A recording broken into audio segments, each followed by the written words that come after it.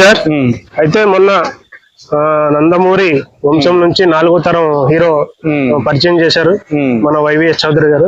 So ఆ పరిచయ వేదికలో కొన్ని వ్యాఖ్యలు అయితే జరిగింది.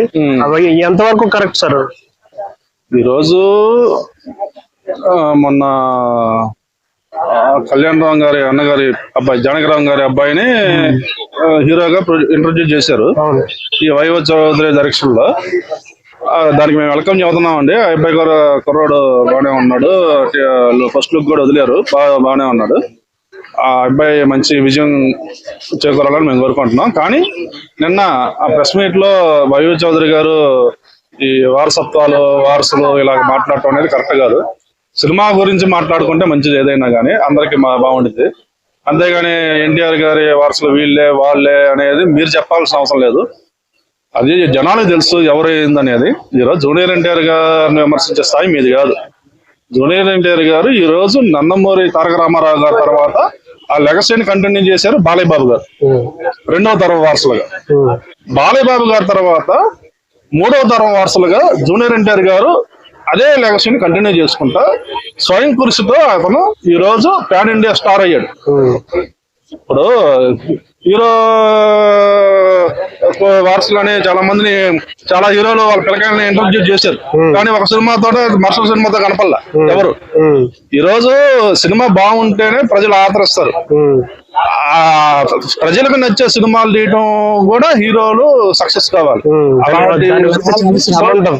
అలాంటి వారిలో ఈ రోజు జూనియర్ ఎన్టీఆర్ గారు ప్రజలు అభిమానులు నచ్చే విధంగా సినిమాలు తీసుకుంటా ఈ రోజు అంచెలంచెలుగా ఎదురుతా ఈ రోజు పాన్ ఇండియా స్టార్ అయ్యారు ఆయన జూనియర్ ఎన్టీఆర్ గారు. జూనియర్ ఎన్టీఆర్ గారిని విమర్శించే స్థాయి మీది కాదండి వైవిఎస్ చౌదరి గారు.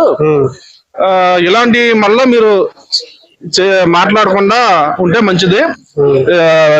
మీరు మాట్లాడే వల్ల ఇలాంటి మాటల వల్ల ఆ పిల్లవాడు 4వ తరం వారసుడు అబ్బాయి ఇప్పుడే కొత్తగా వచ్చాడు, ఆ అబ్బాయి చాలా ఫ్యూచర్ ఉంది. మీరు తొందరపడి ఇలాంటి మాట్లాడటం వల్ల ఆ అబ్బాయి ఫ్యూచర్ డ్యామేజ్ అయ్యింది. ఎందుకంటే అనవసరంగా మీరు మాట్లాడటం వల్ల ఇప్పుడు జూనియర్ ఎన్టీఆర్ గారికి వాళ్ళ లెవెల్లో ఫ్యాన్స్ ఉన్నారు. ఆయన సినిమా రిలీజ్ అంటేనే ఫ్యాన్స్ అంతా ఈ రోజు ఎదురు చూస్తున్నారు. ఈ రోజు ఏదో ఇంకో సినిమా కూడా అనౌన్స్ చేశారు.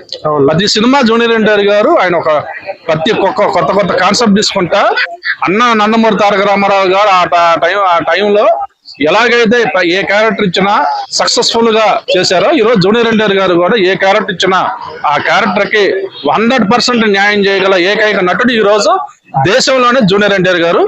ఆయన స్థాయి వేరు. ఈసారి ఎప్పుడైనా కానీ ప్రెస్ మీట్ లో జూనియర్ ఎన్టీఆర్ గారి నుంచి మీరు మాట్లాడేటప్పుడు ఆచి చూసి మాట్లాడాలని మేము కోరుతున్నాం. ఓకేనా, థ్యాంక్ యూ.